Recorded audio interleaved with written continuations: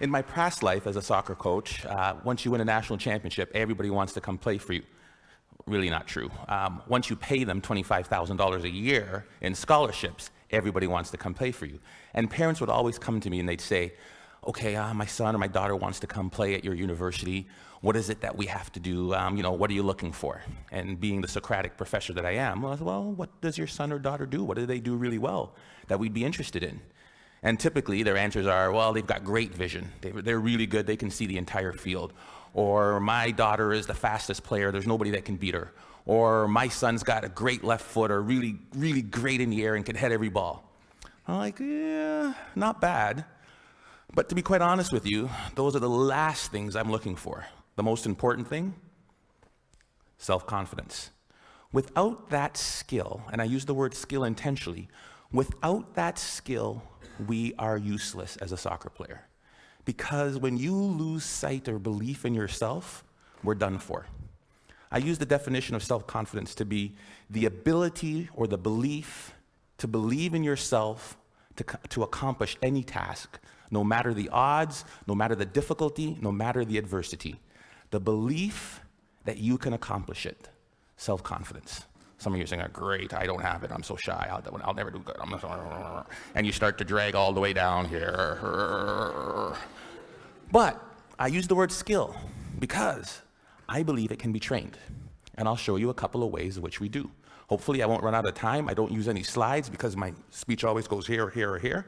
So we'll see which way we get to. The easiest way to build self-confidence. There's no magic button. I can't say, hey, this plane is going down. Who can fly it? Put your hand up. I can. I'm confident. Repetition, repetition, repetition. Right? What does Malcolm Gladwell call it? The 10,000-hour rule. There's no magic button. I recruited a goalie from Colombia, South America one year. Big, tall, 6'3" man. He had hands like stone. I thought he was like Flipper. Every time I throw him the ball, down onto the ground. I was like, oh my God, we're in trouble. Simple solution. Get to the wall, kick a ball against the wall and catch it. Kick the ball against the wall and catch it. His goal was 350 a day for 8 months. He came back, his hands were calloused, the moisture on his hands were literally gone. He is now playing in Europe. Magic? No. Repetition, repetition, repetition. The problem is we expect to be self-confident, but we can't be unless the skill or the task we're doing is not novel, is not new to us. We want to be in a situation where we've had so much pressure in that, and what I mean, because pressure builds diamonds, we want to be in a situation where, hey, I've done this 1,000 times. I did my speech, and I practiced in front of the mirror. Hey, I'm sounding good. And then I went in front of my kids and my wife. I was like, oh gosh, got a little nervous. And then I get in front of Glenn Gould. Oh my goodness, I'm a little more nervous. By the time I get to the ACG, where 2,500 people, can't say any more, right? 2,500 people, where 2,500 people are there, I won't have a single ounce of nervousness because of my ability to practice, right? Over and over and over again. The problem with repetition is, how many of us bail after the first bit of failure? How many of us bail after the first bit of adversity? Edison was on that video. And depends who you ask, there's anywhere from 1,000 to 10,000 tries to build that light bulb. 1,000 to 10,000. J.K. Rowling should be on that video. You know how many publishers she took her Harry Potter book to? I believe the number was 12 or 13. I'm pretty confident, but after 2 or 3 no's, I'd be like, dang it. After 6 or 7, I'm like, maybe not. Definitely after 9 or 10, I'd be looking to be a soccer coach or something else beside an author, right? I mean, 12 times somebody said no. But practice, practice, practice, and do not accept failure. Maybe it shouldn't be repetition. Maybe the answer should be persistence, because we all repeat something, but very few of us really will persist. So that's one way to build self-confidence. Get out there. Do what you want to do and do not accept no. The other one is self-talk. We all have a self-talk tape that plays in our head. Anybody go shopping and put on a pair of pants this week? If you're a woman, the first thing that always comes, damn, I look fat in these pants. And if you're a man, it's the opposite. Oh God, I have no muscle, I'm so flabby, right? We all have this tape that plays in our head. As a student, if they asked me the question, it was like, oh, gee, please, professor, don't pick me. I don't know the answer. I look down, right? If you're let me tell you something, and the VP of Business Admin is here, so I shouldn't repeat this, but when they hired me as an athletic director, I sat in an architect's meeting, and I am about as dumb as a post when it comes to anything to do with numbers and angles. And they're like, the fundibulator valve of the architectural, what do you think, Dr. Joseph? Let me look into that for you and get back to you. Right? I was sitting there, God, please don't ask me. Please don't ask me. We all have this negative self-talk that goes in our head. Guess what? There's enough people that are telling us we can't do it, that we're not good enough. Why do we want to tell ourselves that? We know for a fact that thoughts influence actions. We saw it there with the video Sheldon, Dr. Levy showed. Right? We know that our thoughts influence actions. Why do we want to say that negative self-talk to ourselves? We need to get our own self-affirmations. Muhammad Ali, what was his self-affirmation? I am the greatest. Who else is going to tell you? There need to be quiet moments in your bedroom, quiet moments when you're brushing your teeth, that we need to reaffirm, I am the captain of my ship and the master of my fate. That is my affirmation. I came from a school of 1,000 people. I lived in a town of 1,000 people for 15 years. There's no reason that I should be in charge of an athletic department building Maple Leaf Gardens. But I am the captain of my ship and the master of my fate. If I don't say it, if I don't believe it, no one else will. How do you build self-confidence? Get away from the people who will tear you down. There's enough of that. Muhammad Ali, I am the greatest. There is no one better than me. It's a difference between hubris and ego and false pride. It's just reminding yourself in quiet, silent moments. I put it down on a list. It's right beside my mirror, right? About all the things that make me who I am. Because I make enough mistakes, and the newspapers will recognize it, and people around me will recognize it, and they'll tear me down. And pretty soon I'll begin to believe it. There was a time when my confidence was really low. There was a time when I took this job, when I came from Iowa, I don't know if I could do it. I had to bring out my self-confidence letter. A letter I wrote to myself when I was feeling good. Ivan, congratulations on getting your PhD before 40. I am 40, under.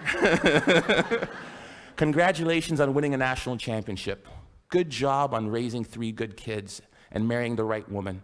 I wrote a letter to myself. It was my own brag sheet, my own letter about the things I was proud of.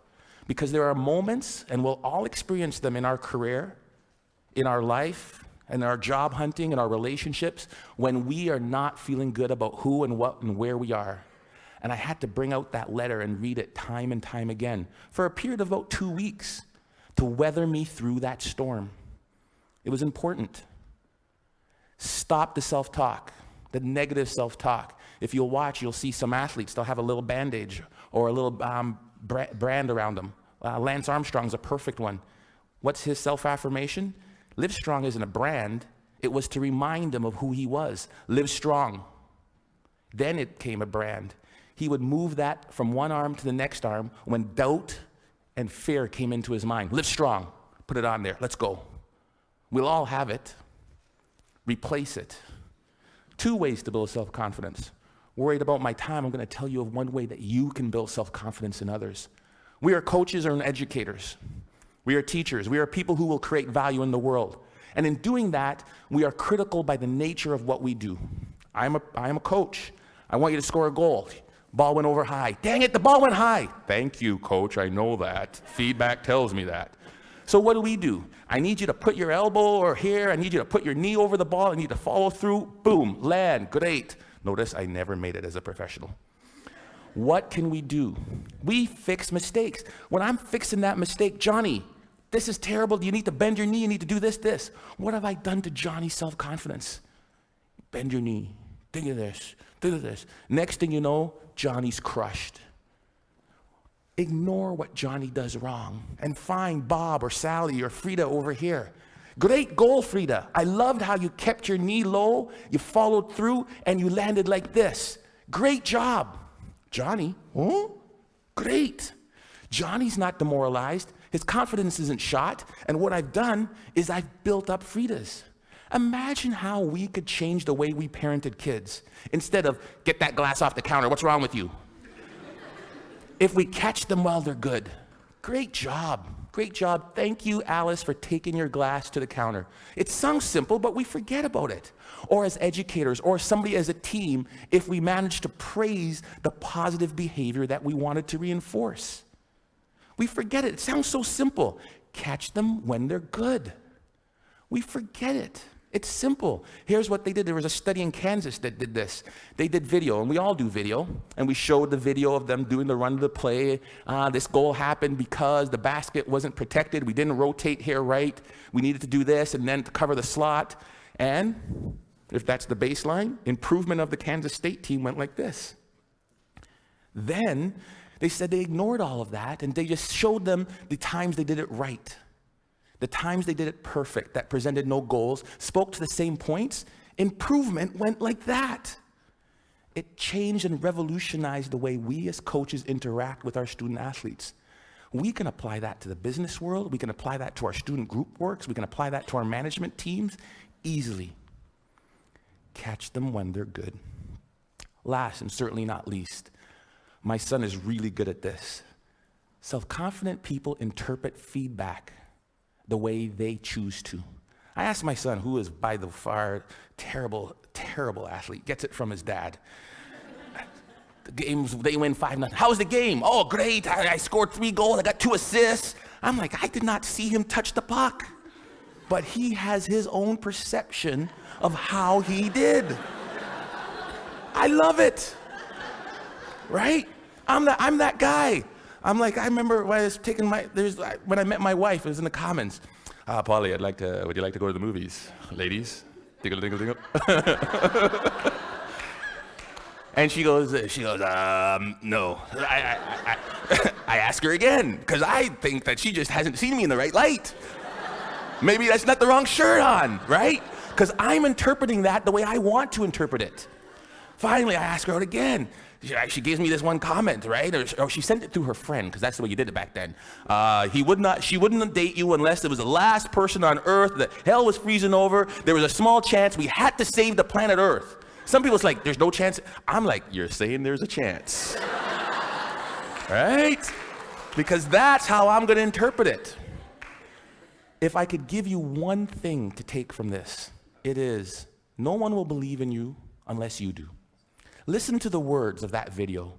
Here's to the crazy ones, the misfits, the rebels, the troublemakers, the round pegs in the square holes. We're supposed to be different, folks. And when people look at us, believe in yourself. Thank you.